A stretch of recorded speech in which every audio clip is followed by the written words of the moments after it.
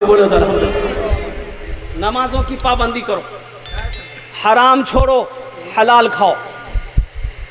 एक बात याद रखना, हराम कमाएंगे, बच्चों को खिलाएंगे, वो बच्चा आपका फर्मा बरदार कभी नहीं होगा। बात समझ रहे हो ना? हराम कमा कर लाएंगे, बाजार से मार्केट से झूठ बोल कर लाएंगे, बच्चे को खिलाओगे, वो बच्चा बड़ा होकर आपका कहना नहीं मानेगा, आपका फर्मा बरदार नहीं हो सकता, वो बच्चा नाफरमान होगा और वही बच्चा खुट्टा में बांध कर मारेगा।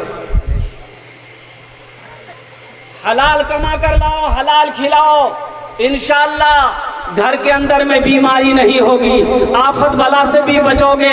हलाल अपने बच्चे को खिलाओगे, अल्लाह तेरे बच्चे को तेरा फर्मा बरदार बना देगा। इंशाअल्लाह हलाल कमाएंगे, चाहे वो 100 रुपया ही हो, लेकिन हलाल होना चाहिए। हमें 500 रुपया हराम का नहीं चाहिए। मुसलमान की ये शान है। कुर्बान जाओ नौजवानों, नमाजों की पाबंदी करो। सबसे अपने किरदार को बदलने के लिए सबसे पहला अमल मैंने कौन सा बताया? सबसे पहला अमल नमाज। तुम लोगों ने वादा कर लिया इंशाअल्लाह, तो नमाज पढ़ोगे तो नमाज पढ़ने से पहले क्या करना होगा? बोलो। वजू। अब गुस्ल कौन करेगा? अरे गुस्ल की वजू है। हाँ, अब रही बात पाक है तो फिर गुस्ल क्या करेंगे? जब पाक है तो फिर गुस्ल नहीं करना है, सिर्फ वजू बनाना है। अगर वजू भी है तो फिर वजू भी नहीं बनाना है। वजू भी अगर है मेरा ताज़ा वजू है तो फिर वजू भी नहीं बनाना है। और कुर्बान जाओ, एक लड़का जुमे में वजू बना रहा था, उसका एक साथी आया, जुमे का टाइम हो गया था, बोले की करें जरे? बोले वजू बनाओ जी। बोले लो वजू चक्कर मेरे जुमा छुड़ी तो चल चल चल, चल। वो वही लोटा छोड़ दिया। दौड़ा दौड़ा दोनों मस्जिद गया, देखा कि एक रकात नमाज छूट गई, एक रकात नमाज मिली, तो सलाम के बाद अपने दोस्त का शुक्रिया अदा किया कि तुम ठीक है बोले थे, वजू के चक्कर में रहते थे, कोई रकात नमाज नहीं हुई। नमाज हुई? अरे बोलो नमाज हुई? तो अगर मेरा जिस्म नापाक है, एक बात याद रखना ज़हन में, मसले की बात। किसकी बात है? मसले की बात है। हमारा कितने नौजवानों को नहाने का तरीक़ा भी मालूम नहीं है, और नहाने का सही तरीक़ा अगर मालूम नहीं है, हम नापाक हैं। तुम सुबह से लेकर दोपहर तक दरिया में समंदर में गोता लगाते रहो, अगर तुमने गुस्ल फ़राइज़ अदा नहीं किया तुम्हारा गुस्ल नहीं होगा, तुम पाक नहीं हुए। ना तुम नमाज पढ़ सकते हो, ना कुरान पढ़ सकते हो। नापाक हैं हम, नापाक हो गए। बीवी से हम बिस्तरी किया, नाइट फॉल हो गया, नापाक हो गए। लुंगी पहने हैं, नापाकी लगी है। नहाने का तरीक़ा क्या है? तो फ़ुक़हाए किराम फरमाते हैं, उलमाए किराम फरमाते हैं कि सबसे बेहतर तरीक़ा यह है कि जब तुम गुस्ल खाने में जाओ तो जिस जगह नजासत लगी हो, नापाकी लगी, पहले उसको साफ़ करो। उसको पहले, अगर कोई दूसरा कपड़ा है तो उसको पहन के नहाओ, इस कपड़े को अलग से धो। या अगर दूसरा कपड़ा नहीं है तो पहले नापाकी को साफ करो, फिर कमर से लेकर नीचे तक अच्छी तरीके से, साबन है साबन लगा लो, नहीं साबन नहीं है तो ऐसे ही क्या कहते हैं नहा लो। फिर बैठ जाओ, जैसे वज़ू बनाते हैं वज़ू बना लो, फिर सर से लेके पैर तक पानी बताओ, मल मल के नहाओ। कैसे नहाओ? काहे बोला मल मल के नहाने के लिए? रगड़ रगड़ के नहाना है।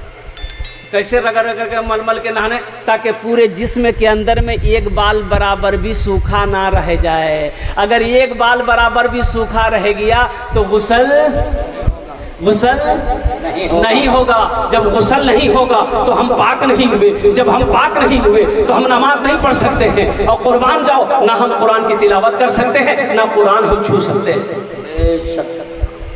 ये जानना बहुत ज़रूरी है, ये मसले की बात है। एक नौजवान आया एक काजी साहब के पास में कि काजी साहब, हमने अपनी बीवी को तलाक दे दिया है, कोई रास्ता निकालिए। तो काजी साहब ने कहा कि कोई रास्ता नहीं, चल भाग। बोला हाँ, हम बीवी से बहुत मोहब्बत करते, कोई रास्ता निकालिए। बोला कोई रास्ता नहीं, चलो। वो नौजवान डाला जेब में हाथ, एक 10,000 की गड्डी निकाला और धीरे से काजी साहब के आगे बढ़ा दिया। कोई रास्ता निकालिए। बोला जब तुम जिद कर रहे हो तो कोई रास्ता निकालना होगा। जब तुम जिद कर रहे हो तो कोई रास्ता। तो काजी साहब ने पूछा कि तुमने अपनी बीवी को क्या बोला? बोला हम क्या बोले? तलाक तलाक तलाक। बोलो तुमने छोटी काफ से तलाक दिया है। असल लफ्ज़ तलाक का है कि तलाक तलाक तलाक, इसलिए तलाक नहीं दी। जो मजा लगे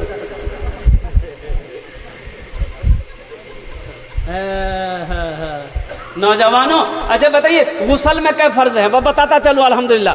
गुस्ल में क्या फ़र्ज़ है? पहला फ़र्ज़ क्या है? कुल्ली करना, कुल्ली करना। हालांकि गरगरा करने का हुक्म भी है, गरगरा करे। अब वो गरगरा कैसा होता है तो समझ, लेकिन रमज़ान में गरगरा करने के लिए मना किया है कि रोज़े की हालत में गरगरा ना करो। वो रोज़े की हालत में गरगरा ना करो इसलिए कि गरगरा करोगे वो अंदर चला जाएगा पानी। अब हम बता दिए हैं रमज़ानों में गड़ करना और धीरे धीरे पानी अंदर करते रहना। बोले मौलवी साहब बोल लो जी गरगरा करेंगे। गुस्ल में 3 फ़र्ज़ हैं। पहला फ़र्ज़ गरगरा करना, कुल्ली करना। दूसरा फ़र्ज़ नाक में पानी चढ़ाना, कहाँ तक? जहाँ तक नरम गोश्त है, ताकि अंदर भी भीग जाए। और तीसरा फ़र्ज़ है सर से लेकर पैर तक पानी बहाना। ये 3 फ़र्ज़ गुस्ल में है। और वज़ू के अंदर में 4 फ़र्ज़ है। वज़ू के अंदर में क्या फ़र्ज़ है? 4 फ़र्ज़। याद रखना, सबसे पहले सुन्नत तरीक़ा यह है कि क़िबला रुख हो, आप बैठो पानी लेकर, ये गट्टों तक हाथ धो, ये सुन्नत है ये। अच्छा देखो वज़ू में कुल्ली करना सुन्नत है अल्हम्दुलिल्लाह, फ़र्ज़ नहीं है। गुस्ल में फ़र्ज़ है लेकिन वज़ू में सुन्नत है। पहला फ़र्ज़ जो वज़ू में है वो चेहरे का धोना है। किसका धोना है? कहाँ तक? चेहरा किसे कहते हैं? चेहरा कहाँ से कहाँ तक है? ये पेशानी के बालों से लेकर ठोड़ी के नीचे तक, यहाँ तक नहीं, ठोड़ी के नीचे तक, ये कान की लो से लेकर दूसरे कान की लो तक, ये पूरा चेहरा है। क्या फ़र्ज़ हुआ? अरे बोलो भाई क्या फ़र्ज़ हुआ? एक। दूसरा फ़र्ज़ है हाथ धोना। ये हाथ कहाँ तक धोना है? जहाँ तक मन हो, लेकिन कम से कम इससे ऊपर होना चाहिए। अल्लाह के रसूल सल्लल्लाहु अलैहि वसल्लम इरशाद फरमाते कल क़यामत के दिन में तमाम अंबिया किराम अलैहिमुस्सलातु व तस्लीम की उम्मत होगी, मेरी उम्मत करोड़ों में होगी, पहचानी चली जाएगी। तो साहबा ने पूछा कि या रसूल अल्लाह 1 करोड़ में आपकी उम्मत होगी, कैसे पहचानी जाएगी? तो अल्लाह के रसूल ने इरशाद फरमाया कि वज़ू जब मेरी उम्मत जब वज़ू बनाएगी ना, जब चेहरा धोती है, हाथ धोएगी मेरी उम्मत, पाँव धोएगी, तो नमा वज़ू की बरकत से, वज़ू की बरकत से कल क़यामत के दिन उसका चेहरा चमकता हुआ नजर आएगा, उसका हाथ चमकता हुआ नजर आएगा, उसके पैर चमकते हुए नजर आएंगे। वो करोड़ों अरबों के मजमा में भी रहेगा, पहचान में आ जाएगा कि उम्मत मोहम्मदिया है। सुभान अल्लाह, सुभान अल्लाह, सुभान अल्लाह। बात समझ में आई? मस्जिद के बगल में एक आदमी भैंस पालता था, 15-20 भैंस, दिन रात भैंस के पीछे। इमाम साहब ने दिन पकड़ा, बोला अल्लाह का बंदा भैंसे के पीछे ज़िंदगी गुजार लेगा, आखिरत के लिए भी कुछ सोचा, मरना है कि नहीं? बोला इमाम साहब क्या करें, नमाज के लिए तो टाइम नहीं है, इसलिए कि भैंस चारा खिलाते हैं, जंगल लेकर जाते हैं, चरा कर लाते हैं, फिर रात में इसकी खिदमत करनी पड़ती है, सोने का टाइम नहीं मिलता, नमाज कहाँ से पढ़े? तो इमाम साहब ने कहा कि सुनो, नमाज पढ़ोगे ना अल्लाह तेरी रोज़ी को बढ़ा देगा। ये जो भैंस दूध देती है ना, जो भैंस 2 किलो देती है वो 3 किलो देने लगी। लालच में आया, बोला जब दूध बढ़ जाए तो फिर हम नमाज नहीं छोड़ेंगे। बोला आ जाओ कल से। फजर की अजान 4 बजे होती थी, 5 बजे होती थी, वो 4 बजे भोर में पहुंच गए। फजर की नमाज पढ़ा इमाम साहब के पीछे, जब घर गया देखा एक भैंस मर गई। बोला ये क्या हुआ, अभी तो 1 के टाइम का पढ़े। भागा भागा मस्जिद आया, बोला कि इमाम साहब गजब हो गया। बोला क्या हुआ? बोला एक भैंस मर गई। तो इमाम साहब ने समझाया कि अल्लाह तुम्हारा इम्तिहान ले रहा है। क्या तुम घबरा गए? बोला नहीं, हम घबराने वाले नहीं हैं। बोला जो जोहर की अजान हुई, बड़ा डरते डरते मस्जिद पहुंचा कि कहीं दूसरी भी ना चली जाए। जोहर की नमाज पढ़ के जब घर पहुंचा, इत्तफाकन कहीं